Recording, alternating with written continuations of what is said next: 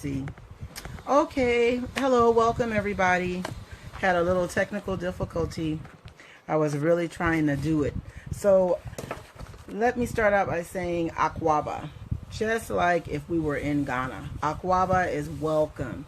And just for the next half hour, I want to touch on some of the things that you have asked me to when traveling to the African continent.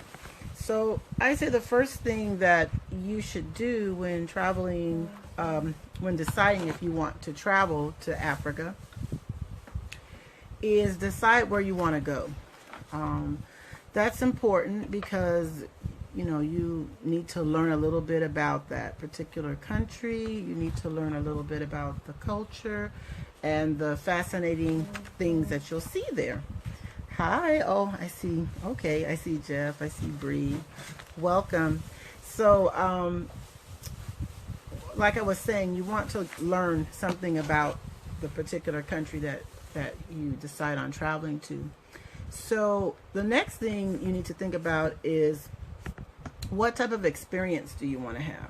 Do you want to have an American experience? And what I mean by that is hotel, name brand hotel.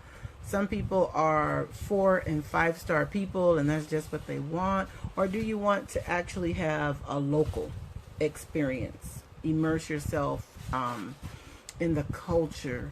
Learn about, possibly your roots and heritage. It just depends. You never know. So I'm not sure how many have passports already or that sort of thing. So I want to kind of start from scratch, from the beginning. You want to get a passport if you don't have one. Next, and how you get that is you go to travelstate.gov. That's one way. Or you can go to your local city, your city office. Like I know for us, we do not have one, but the neighboring city next to us, Chino Hills, has passport services. So a number of years ago, we went there to get our passport. But there are also local field offices throughout where you can go to get your passport. You want to do it, if you don't have a passport, you do want to start doing that right away. You don't want to pay expedited fees. They're hefty, and that could be money that's well spent on your vacation travel. So that's something to think about. And when you apply for a passport, you can do it online. Like I said, at travelstate.gov. But also, you want to have birth certificate, I think, driver's license, and or current military ID. So you can visit the website for more information on that if that's the point or stage that you're at. That's perfectly fine to be at that stage, because if you haven't traveled abroad, you don't need a passport. But that's something to think about. So once you decide where you want to go, you have your passport, and you've done a little bit of research, you want to start looking at airline travel. And I say that because you need to have some idea. In my opinion, that's the most expensive part of traveling, is traveling to and traveling from the back to the U.S. But I'll try to do more detail on what I mean by that. But once you decide like where you want to go, you will need a visa for some countries. Some you do not. Senegal, you do not need a visa. You can just take your United States passport and go to Senegal. South Africa, you do not need a passport. I mean, I said the wrong thing. You do not need a visa. You need a passport.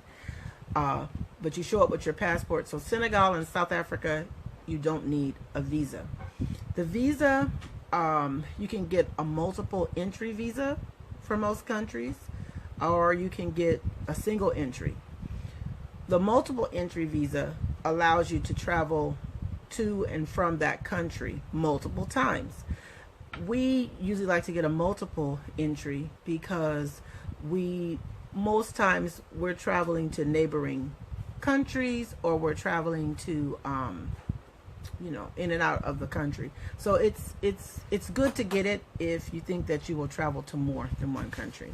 And I highly recommend that when you do travel, say if it's East Africa, what I like to do is we like to fly to either South Africa as our point of entry, or Tanzania.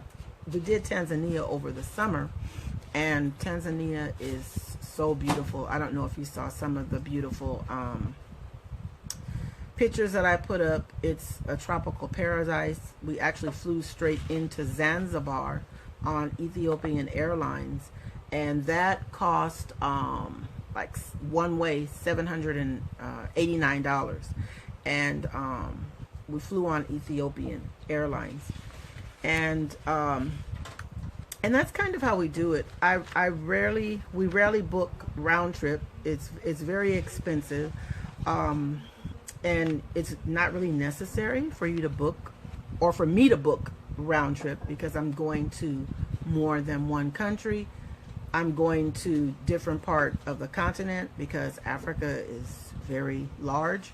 And so if I'm entering in South Africa, or traveling to I'm traveling to East Africa, because they're closer in proximity, and then traveling to West Africa, and then coming back to the US. So once you decide where you want to go, and you're looking at the ticket prices, some of the good search engines, I guess you call them travel engines or whatever, that I like to use, Kayak, ASAP, even cheap tickets is what it's called, Cheapo Air.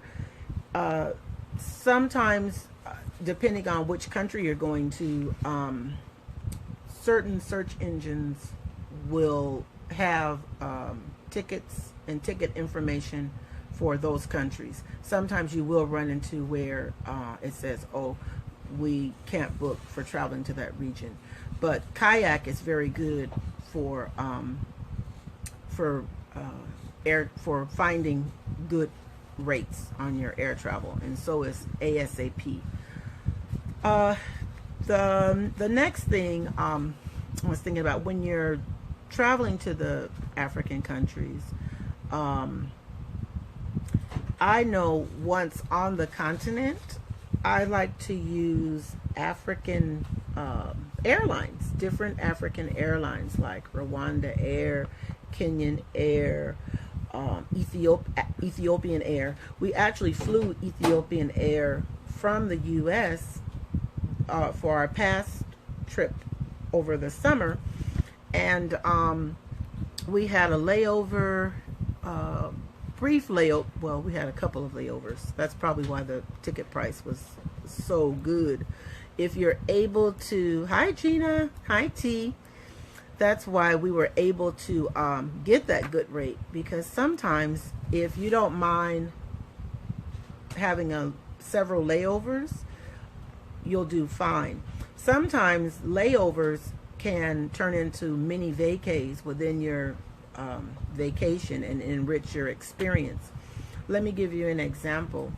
I've had a layover in Amsterdam, layover last year in Paris, and Dubai. What you can do is, when you can select that particular flight that has certain layovers, and sometimes the layovers, if they're 24 hours or more, will give you an opportunity to visit that part of the world also. You will be amazed at how you can maximize your traveling experience by booking that flight that has the layover in Amsterdam or has the layover in Paris. So you have to do your research to see what it is that you can see in a 24-hour period when you travel to that country, because sometimes most layovers are 24 hours. We've had layovers, like we had one in Rwanda that was, I think, maybe 8 to 10 hours. So that was enough time for us to get out and see that country and have a nice lunch and then come back to the plane. So when you're traveling, don't be afraid to explore and see other countries and take advantage of that layover experience. So you really need to give deep thought as to where you want to go, when you're ready to go, and just go for it.